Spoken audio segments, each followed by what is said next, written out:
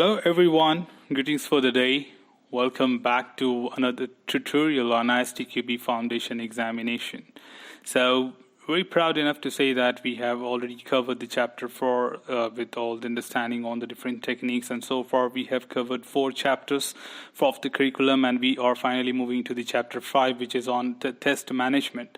So here this chapter would include more on the details of the topics from the chapter 1, which will be elaborating the one of these stage that is like from the fundamental test process, what exactly the test planning and control level is all about. So we'll be moving into more detail of that, and we'll be exploring something new as well, like looking into the configuration management, the risk and testing, and incident management. So it would be having a lot of minute information, so it could be inviting a lot of topics to be covered as a part of each tutorial, but you need to make sure that we have referred to them earlier in the previous tutorials in chapter 1. So at any point of time, if you wish to explore anything beyond what is written here, you can go back to the chapter 1 tutorials and explore them, because these are the extension of that in more detail. So we have already been spoken about it, but I do not mean to say at this point of time that we won't be talking about the same thing here again. Now we'll be talking for those independent users who are only interested to know something more about chapter 5. So we have equal content as per the syllabus in these tutorials as well. So let's get started with the very first topic on the test management, that is 5.1, the test organization. The test organization, basically we are again trying to understand the degree of independence which is covered in chapter 1. There we have already been through understanding the different independence between the development and the test team, where this degree of independence play a vital role to define how testing would be conducted within the organization and what would be the dependencies within the teams, or who will be taking care of the communication and all those steps. So here if you see, we are just adding 2 more degree of independence compared to chapter 1. We had only 4 of them in chapter 1, but now we have 6 of them. So let's look at it. This starting with the lowest degree of independence, we have got no independent testers. That means the developer tests their own code, and independent, coming to the second one. So when you talk about no independent testers, it simply means that the person who created the code or has written the code is trying to test this code himself or herself. So there is no separate test engineer who is involved in testing a developer's code, whereas this is the same person who is trying to test his own code at any point of time, and we call it as the least degree of independence. The second one is a tester within the development teams, but obviously not the person who has created the code. So it might be any other developer within the same team who is testing somebody else's code. Third one is where we talk about the current situation, having independent test team within the organization. So we have altogether a development team who deals only with development, whereas we have another team which is called as testing team, which deals with testing the code which is being developed. At 4, we have independent testers from business organization or user community. We do have a separate team called as business user community, who deals with looking from the end user perspective all the time and contributing. So if you are a part of agile process, you would see that there are business users who contribute to the process, and also like look forward to prepare their own test cases and test it, which would be like following the testing team. They can also conduct a level of testing. The 5th level here means independent test specialists. So when we talk about specialist, it means the person who is doing the functional testing will not be doing the non-functional levels. And within the non-functional level, again, if you elaborate it further, say the security testing team will not conduct performance testing. Performance testing team will not conduct usability testing. So we have further independence within testing team itself, that the one who is responsible for doing a particular level, conducting a level, is not going to conduct the other level. So we have different teams within testing group as well, to further increase the independence, just to create the diversion, or called as making sure that they're unbiased, and you deal with finding more and different defects.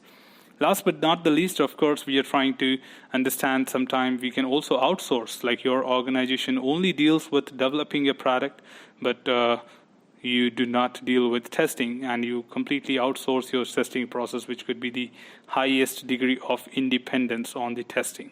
So completely independent. Now, what we are trying to understand from here is basically to see those potential benefits and drawbacks of having a lower degree of independence and higher degree of independence.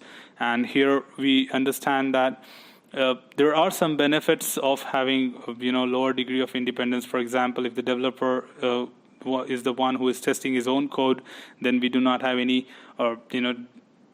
communication gap, or maybe trying to understand the defect, what exactly it is all about, or the time taken between the reporting and the fixing of the defect. It can be done very quick. So we have certain benefits of having a lower degree of independence, and also some drawbacks like the biasing part of it, like the same person will not tend to find different defects.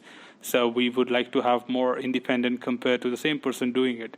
But what you see on the screen right now is we have the benefits and drawbacks of higher degree of independence, where we see that the team is completely independent from the development team, and what could be the benefits and drawbacks of that. So here, if we see the benefits, we have got independent testers are likely to recognize different defects. Obviously, that's one of the benefit, because they are not the one who are creating it, so they look at different thing and are unbiased.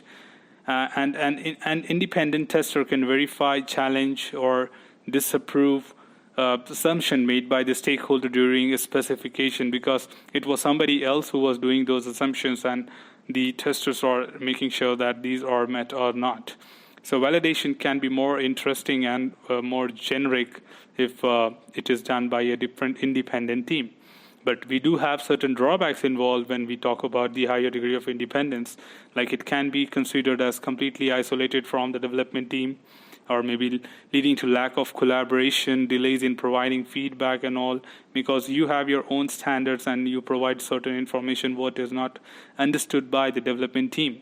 Whereas on the other side, we do have developers may lose the sense of responsibility for quality, because they are not conducting any level of quality there. So say they're not conducting any level of testing, which can lead to completely losing the sense of quality about making such products. To some extent, we can also say that independent testers may be seen as the bottlenecks or blamed for the delays in release, because now it is completely independent. You can always throw the blame on them, making just to save your side, because they are the last person to approve that and push the product to release.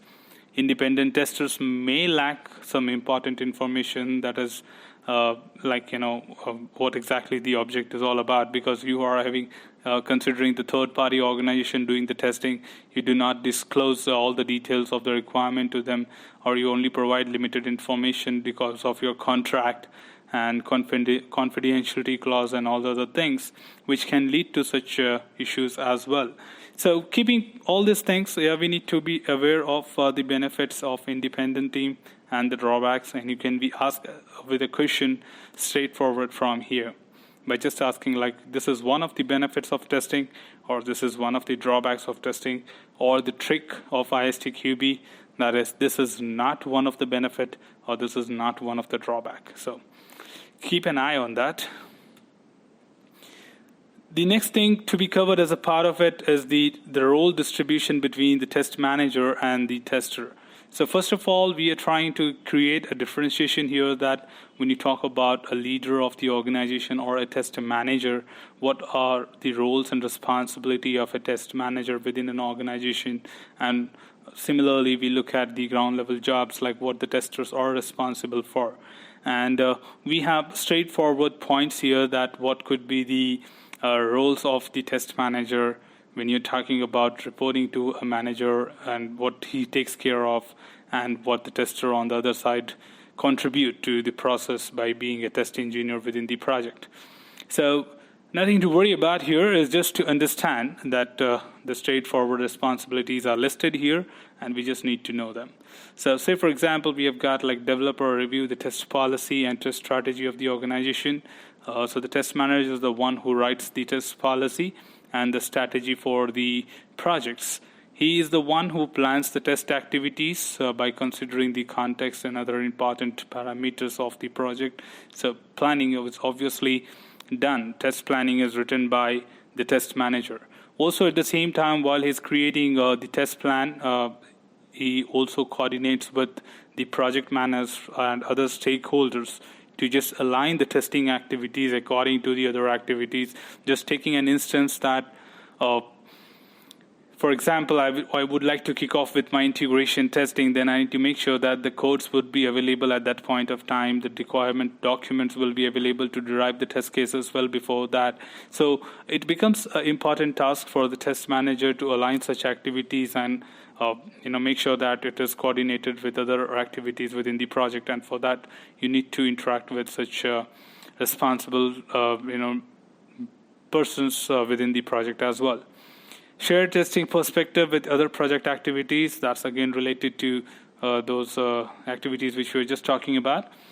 Initiating the other activities within the fundamental test process, so not just planning the test, he will also define on the date, start date and end date of other activities within the fundamental test process, like when the test analysis would initiate and when the execution will initiate, how long the initiation or the execution would go, and when we can call off. Preparing the entry and exit criteria is again a role of test manager.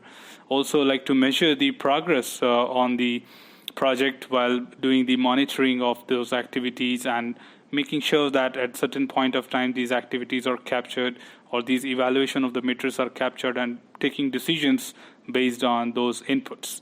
Also writing the test summary report is a common role of test manager at the point when you exactly call off your project by completing the or fulfilling the exit criteria. Supporting on the setting up of the defect management system and adequate configuration management is also the responsibility of the test manager. Introducing suitable set of matrices to be used during the entire progress of the project to measure the parameters, the dimensions of the project. Support the selection and implementation of tool to support the test process. So selecting the process of tool, selecting the tool is basically a common role of test manager. So when you talk about the test management tool, test automation tool, or resource management tool, basically it is selected by a test manager. He will take a call on that and evaluate the need of the tool and finally select it. Decide about the implementation of the test environment, that what environment would be required, when it must be ready, and by what time you should be involved during the activity of preparation. And develop the skills and careers of tester is also another role or responsibility of a test manager to enhance the skills of the test engineers within the organization so that they can improvise on their process and make it more efficient. Beyond that, when you look at on the other side, we have got the task of the testers or the test engineers who basically work on the ground level, where you can see that we can also contribute and review the test plan because we are effective test engineers. And we are not talking about being a fresher in the industry. We're talking about the senior resources of the organization who can review and contribute to the test plan. Also, all activities will be done by the test engineers, like analyzing, reviewing, and assessing the requirements, preparing the test cases, writing identifying the test conditions, preparing the test data. All these are some common tasks of the testers who deal with it. But yeah, obviously the initiation will be done by the test manager, and testers will take care of it. Also, to define and design the test environment will be done by the test engineers. Designing and implementing the test cases and test procedures is another role of it. Preparing and acquiring test data, create the detailed test execution schedule, execute the test cases which are being prepared, and use appropriate tools to facilitate the test process. So when it comes to tool, test manager will select it, ask the people to conduct POC. Once it is evaluated, the tools will be used by the test engineers during the progress of the project. But obviously it will be selected by the test manager. Automated test as needed, like the automation decision would be made by the test manager, whereas the testers will automate it by writing the test scripts. And also test all the parameters, including the functionality and non-functionality, like other non-functional parameters will be also tested by the test engineers.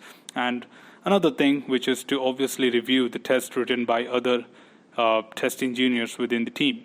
So you can also get involved with reviewing somebody's test cases, which could be an informal type of review to add more weightage and corrections to the test cases are being prepared. So putting it all together, we have understood here about the responsibility distribution or task distribution between the manager and the tester. So you can expect a question from here which says about the task distribution, and they can ask you that which one of these statement contains option which has a proper distribution of task between the test manager or tester, or they can say that this is one of the activity or responsibility of a test manager or tester, and so on. So anyways, once we complete the chapter 5, we'll be looking at some of the sample questions from this, which would give you a better idea on what typical type of questions can be asked from these topics. So stay tuned for upcoming tutorials that will give you more understanding and other topics elaboration in detail. So keep watching and stay tuned for upcoming tutorials. Take care. This is all for now. We have more videos coming up on the upcoming tutorials and also on the upcoming chapters of this tutorial. So stay tuned for more videos. Do hit the bell icon for getting notified about the latest videos. And in case you have not subscribed to the channel, please do subscribe as early as possible, because we'll be having more videos about technologies and testing coming up back after this, right after this. So stay tuned, and till then, enjoy learning, happy learning, take care.